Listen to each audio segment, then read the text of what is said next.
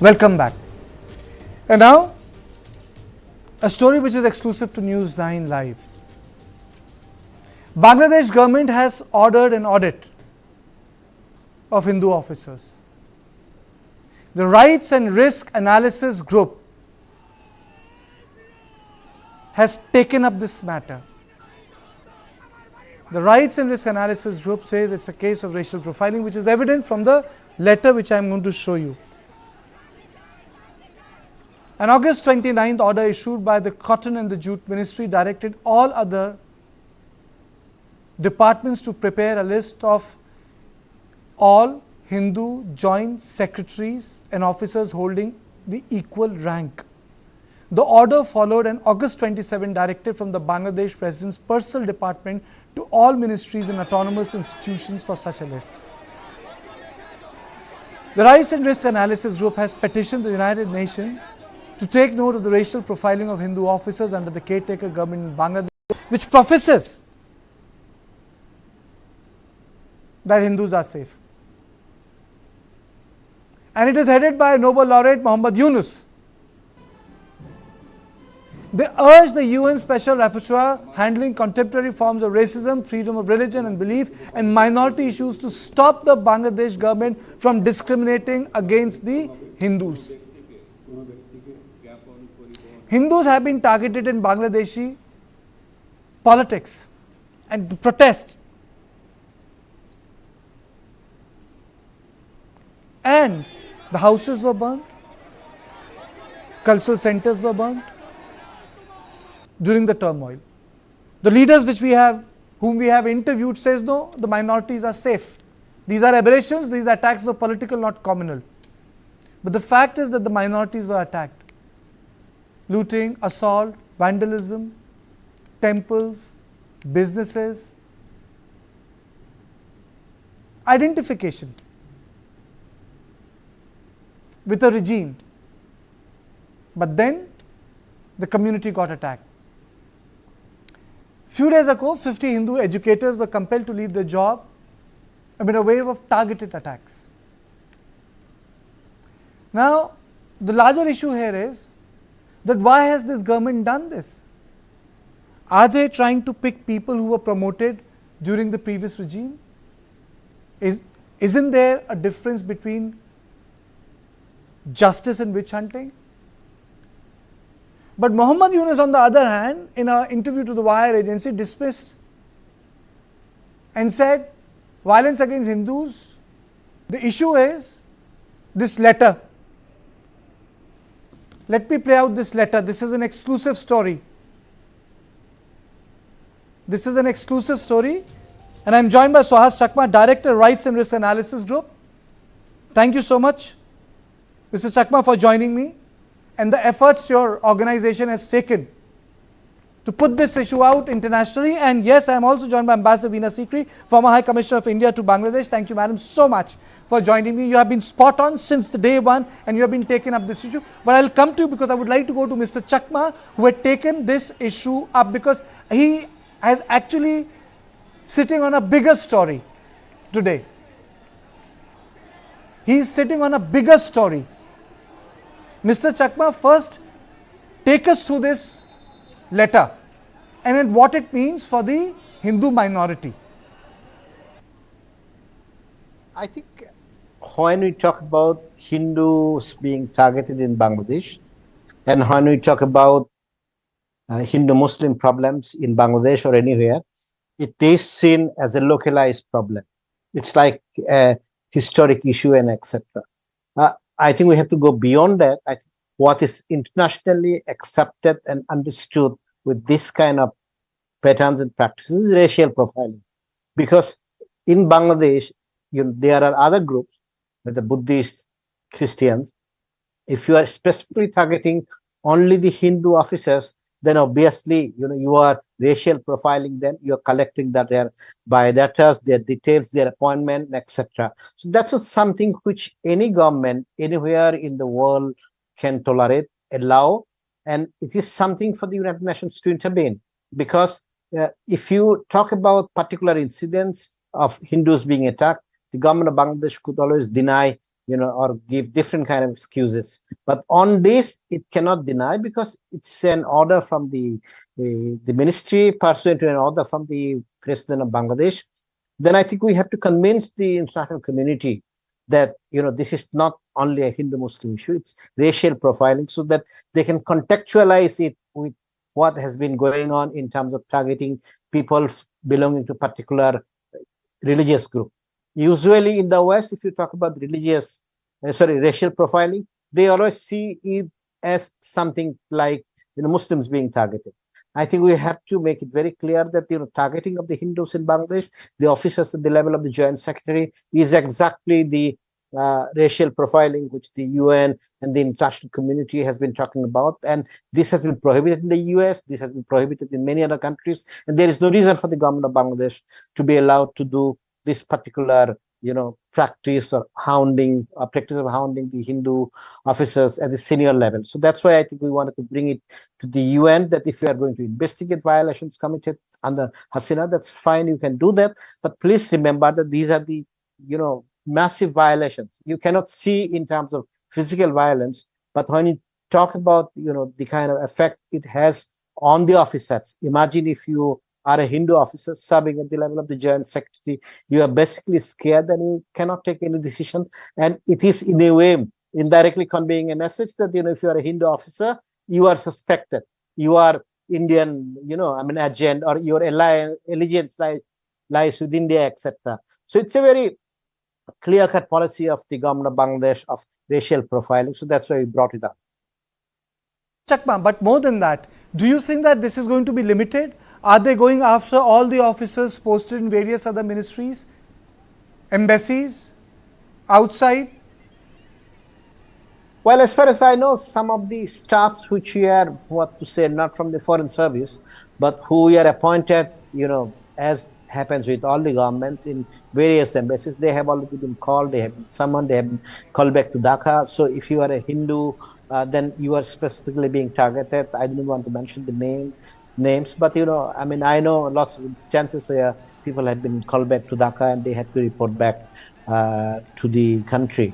Otherwise, they will face prosecution, and wherever they are, whether it's in Nepal or somewhere else, it's very difficult for them to stay there, and especially when they have to go back. You are not going to get any kind of asylum, and lots of officers in the foreign office of the government of Bangladesh who have been posted outside the country, if they belong to the Hindu minorities and they have been posted during the Awami League's time, they are facing lots of problems, not being even able to take back the family given the situation of the minorities in the country. But people don't want to report about this because there are lots of people's personal liberty, security is at stake.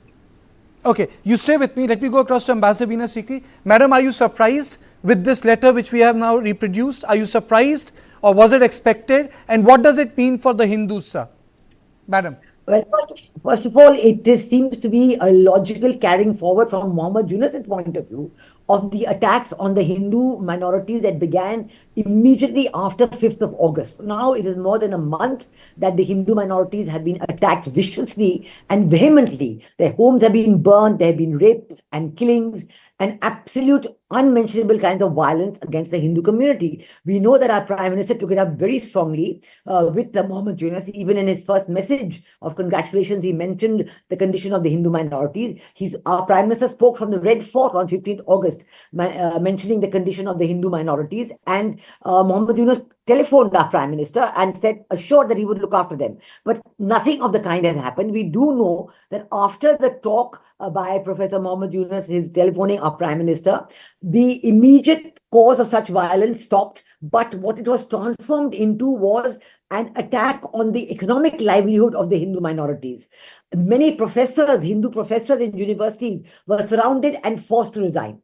And these are all the Jamaat-e-Islami, the very, very right-wing conservative group which was against the freedom of Bangladesh in 1971. This group, Jamaat-e-Islami, is the one that cooperated and absolutely was in cohort with the Pakistan government when it launched its genocidal attack on the people of Bangladesh on 25th March 1971. This group has now come back to power. This group is actually, Muhammad Yunus is just doing their bidding. The real people in control are the Jamaat-e-Islami, and in fact, all the the worst kinds of Islamists who were actually jailed by Sheikh Hasina because of their activities, sometimes in India, sometimes in Bangladesh. All these are being released, and upon release, they're all talking about Sharia law in Bangladesh. They're talking about Hindus to convert and all leave the country or convert. And I think what is very shocking about this particular letter is that even in Bangladesh, the grouping, the people of the religious minorities, they are together. There is the interfaith grouping of the Hindus, Buddhists, and Christians. But this letter identifies only the Hindus. So it's a very, very particular racial profiling of the kind that has possibly not been seen since the Second World Ambassador, War. That is what do you reflected make by of this letter? If you can just, what do you make of this letter? Why are they doing this? As per this letter, what do you make of it? They are doing it because they want to deprive the Hindu minorities of all the avenues for economic livelihood that they have.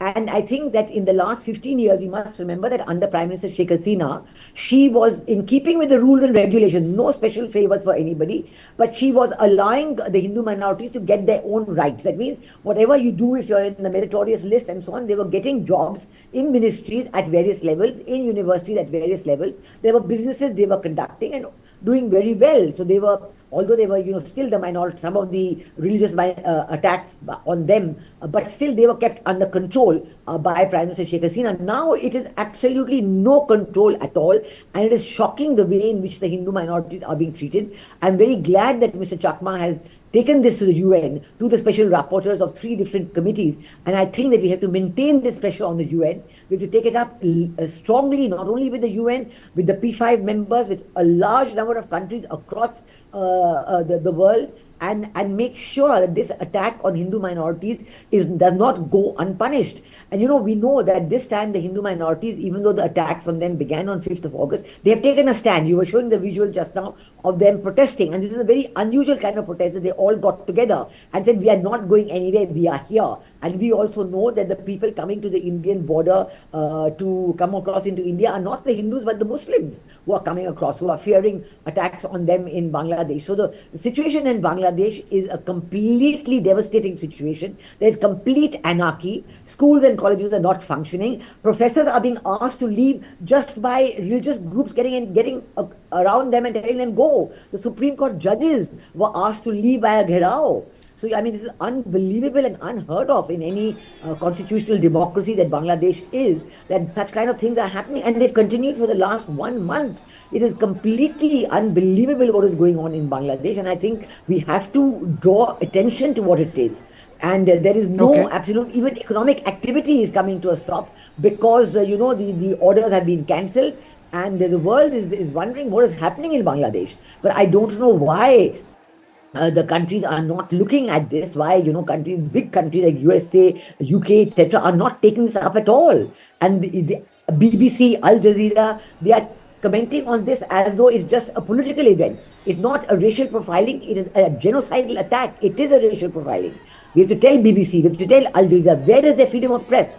Where is the freedom of raising these issues in a free and fair manner without any discrimination? These agencies have to be pointed out what they are doing. They are part of this discrimination because they are not raising it, they're not calling it out. And this kind of genocidal activity must be stopped. Okay. Mr. Chakma, do you think that this is going to be like another Myanmar?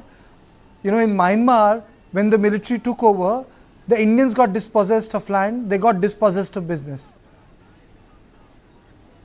Well, it has been happening from 1965, when the Best Enemy Properties Act was enacted. And the lands of the Hindus were taken away by the Pakistan government. And when Mujib came to power after independence, then they say that they are going to vest these properties with the government of Bangladesh at that point of time. So they enacted the Best Properties Act in 1972, but not a single land has been returned back even today So the Hindus are being persecuted not only from 1965, just the way they were dispossessed and thrown out from Myanmar, and that remains a reality. And the problem which I see is the current government has lots of shortcomings on its own. It doesn't have the mandate, being a caretaker government, to carry out reform which it is proposing. And if it remains in power at a certain point of time, I am quite sure that the BNP and the Jamaat-e-Islami, once this honeymoon with the students' movement, which they have, when it gets over, then they will be asking to deliver. And this government cannot deliver because there's absolute anarchy. All the factories are closed, the government factories. 19 key pharmaceutical institutions are closed. There is even problem of medical supply. So this anarchy is continuing all over the place. So do you feel that this is an attempt, because ultimately it's your organization that have taken this issue up? Do you think it is an attempt on part of the government of the day in Bangladesh to remove Hindus from important administrative positions? Joint secretary is not a small position. It's an important administrative position. It's like who runs the ministry? Joint secretary, It's joint secretary. It's joint secretary. No, I mean, it is a pointed order. This is an order to cleanse anybody whom they suspect to be in any manner close to India or may have any kind of links with the people in India. So the Hindus, because of the partition and the consequences, and lots of millions of Hindus have fled. So this is basically identifying the people who are under suspicion, and once they have identified, they will basically be put into watch list, and they will not only be denied of taking decision making, but they will not only be denied positions in the key ministries and decision making, but they will be actually put on the list. So, I mean, that's why they're collecting it. There is no other purpose of collecting this information at the senior level. So, it's very clear. They do not want any Hindu to be at the level of joint secretary. And once they identify, they will be removed from wherever they are at this point of time. Because Yunus had made it very clear that the Hindus support the Awami League. That's why they are being attacked. So therefore, you want to cleanse anybody who is connected with the Awami League. And if you look at the statement of Tariq Jia yesterday, he made it very clear. The Awami League shall not be allowed to participate in the so-called unity building in Bangladesh. It's Awami League minus. So this is basically a reflection of the same policy which the political parties have, and reflection of the policy which Yunus has.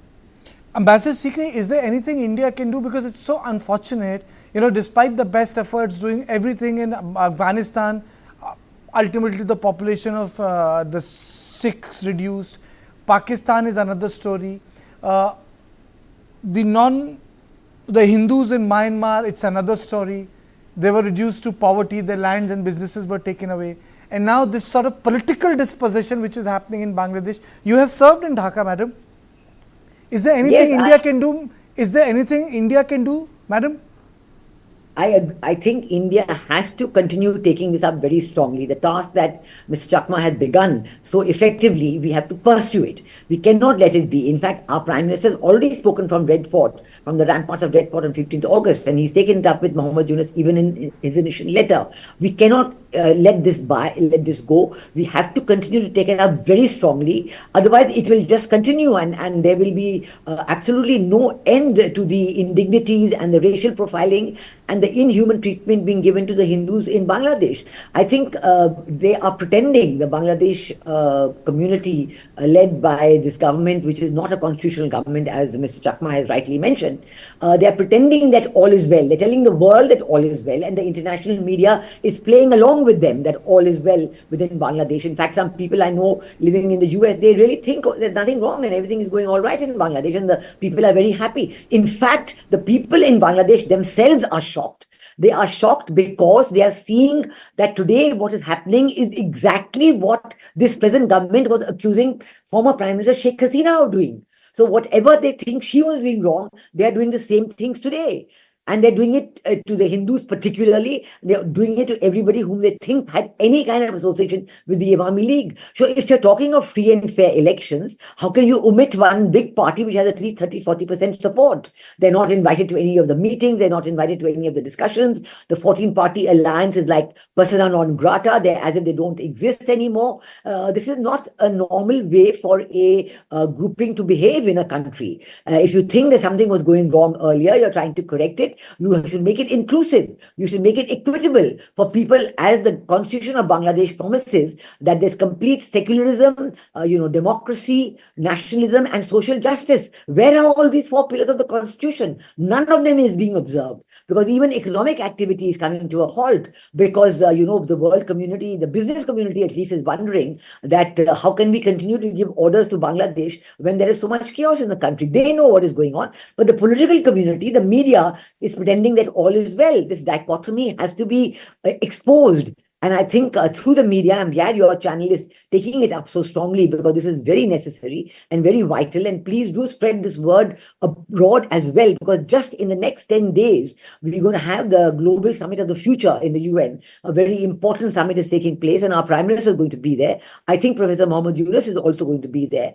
There may even be a meeting on the sidelines. I don't know if the Bangladesh side is going to request such a meeting. But I think this is a very important moment to raise these issues, that you're talking about the summit of the future, but when things which used to happen in the Second World War are still continuing, then what can you talk about the future? So these aspects have to be brought out, and I think our government will surely find ways and means of bringing this out in a manner which is very effective and very telling. Suhas, apart from this, do you think that similar letters have been issued by other ministries? This is one. Do you think it's happening outside Dhaka also? No, I think it is a direction for all the ministries, because you are not going to only find in the Ministry of Cotton and Jute. It's a direction for for all the ministries to identify people, whatever the purpose, because the intention is not given, but it makes very clear that they want to identify certain rank and belonging to a particular religious group. As Ambassador Sikri was saying, the religious minorities in Bangladesh are identified under the banner Hindu, Buddhist, and Christian ঐক্য so they are together. So here you are identifying. In any case, there is no reason for a government to identify people belonging to particular religious groups serving at certain level. I mean, that's unacceptable. So I think this is direction which has been sent. The information has already been obtained by now, and of course now some of them would be in trouble. Correct, but this will not hold water with any of the international agency. It will be very, very embarrassing. But do you expect them to change or modify any part of it, keeping in mind, as Ambassador Sikri said, that the Islamists at the back of the governance mechanism are calling the shots, Mr. Chakma?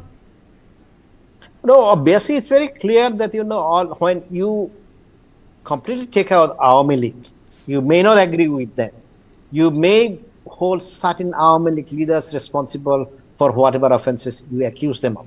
Just to ignore one particular political party, it is an agenda which is being, followed by the Jamaat-e-Islami and to a large extent by the BNP.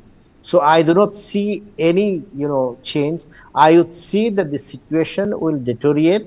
And I see, I might be wrong, I hope I am wrong, I see far more difficult times ahead, because at certain point of time, this government is going to face the question of delivering the expectation of the people. And it doesn't look like that it will be able to deliver. And when it fails, there will be bigger chaos. And in that chaos, the Hindu minorities will be more affected, because they are a larger community and they would be seen more, close to India, and that's already reflecting in the demonstrations which are taking place across the country. So basically, Ambassador Sikri, we are witnessing a clear case of political disenfranchisement. Absolutely, you're absolutely right. You put it very well. This is completely an effort to completely disenfranchise the Hindus, and I think scare them into leaving the country. Again, a reminder of what happened in Second World War, because they're scaring them that, look, nothing going to happen for you here. Everything is bad. We'll be thrown into jail. I know that the people whose property was burnt and whose businesses were plundered, they're now being told, they're being telephoned, and they're being told, okay, here, take this amount of money and leave the country. They're being really pushed into leaving the country. Anybody who was doing any kind of business, who was doing well, who was well established, they're trying to do this. They're trying to frighten them into leaving the country. And then they will say, oh, they left on their own volition. We didn't do anything to that. So I think that this has to be called out right at this moment. And we've seen this letter, which is a letter issued by the Department of Personnel, which would have gone to every single public sector undertaking, every single ministry, every single possibly university department, because all universities, 50 universities, vice chancellors have been asked to resign, have been forced to resign, Giraud and forced to resign, and now new people will be appointed. So it's going to be a complete regime change in every way. And when they do that, when there will be a new constitution, there will be a new syllabus, there will be a new history. The Pakistan High Commissioner in Dhaka is busy meeting all the advisors of the interim government. Of course, he's also met Muhammad Yunus, and he's telling them, now we have to resolve the unsettled issues of 1971. And what does that mean? That those people, the Pakistanis and the Jamaat-e-Islami, who lost in 1971, now think they have to come back and revive what they were doing before 1971. Madam, you know, this is what the interim government is doing. I'm wondering what will happen when BNP comes to power, in case they do. No, let me tell you, today there's a complete split between the BNP and the Jamaat. And you see, the BNP and Jamaat were always together in 2001, 2006. Those were the years when I was High Commissioner there. It was the BNP government with the support of Jamaat. Jamaat was in the government. The Amir of the Jamaat-e-Islami was a minister, a senior minister in the government. And they were together. But right now, there is a complete falling out between the Jamaat-e-Islami and the BNP, because the powers that be, the countries from outside who are supporting these events, have totally supported only the Jamaat. In fact, in the BNP, while they are allowing, some cases against Begum Khalida Zia to be reversed, she is very elderly, she is sick, and she doesn't present any threat to them. But the son of Begum Khalida Zia, who has been for the last 15 years a refugee in the UK, he is not being allowed to come back, because they know that if he comes back, then he will become a great polarizing factor for support, of political support for the BNP. So the BNP is being told that you wait, there will be no election. BNP only has hope of coming back if free and fair elections are held. But today, the Jamaat-Islami is trying to consolidate all the Islamist parties. They've held meetings already, bringing together all the Islamist parties and saying, let us be together. They are trying to boost their very small 5 to 8% of the vote that they normally get into something much bigger. On the other hand, Professor Muhammad Yunus is trying to encourage the students to form a political party of their own. And they think that all this process will take a lot of time. So there is no question of having elections early. The BNP itself is getting split on this issue. Some people are saying, no, we must press for early election, but this is the only strong point for the BNP. Ambassador, do you think there's a possibility of constitution getting changed? Constitution getting amendment, Bangladeshi constitution? Oh yes, they're talking not only of amending the constitution, they're talking of an entirely new constitution.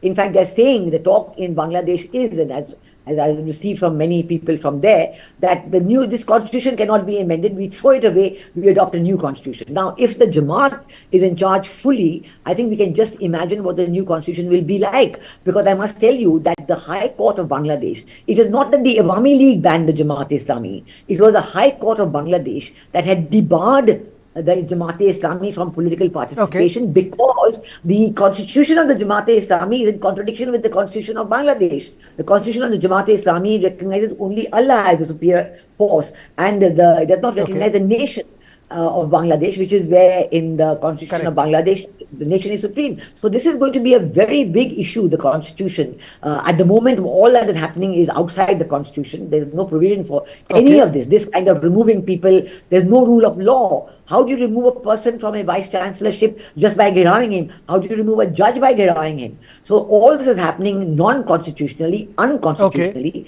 There will be a new constitution. Okay. Mr. Chakma, before I close the show, first, congratulations that you took up this issue. When did you come to know about this, I really want to know as a journalist, the reporter in me wants to know, when did you come to know that this is happening? Yesterday night. Yesterday night. Yesterday night, somebody from Dhaka had sent it across to me. Then I verified from the sources.